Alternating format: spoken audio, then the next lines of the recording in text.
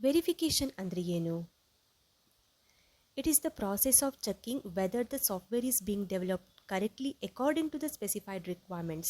It ensures that the software conforms to design specification standards and procedures. Here we mainly check, are we building the product right? Customer ಅಥವಾ business requirement receive ಮಾಡಿದ ಕೂಡಲೇ coding ಶುರು ಮಾಡೋದಕ್ಕಿಂತ ಮುಂಚೆ ಕೆಲವೊಂದು ಪ್ರಾಸೆಸ್ಗಳನ್ನು follow ಮಾಡ್ತಾರೆ.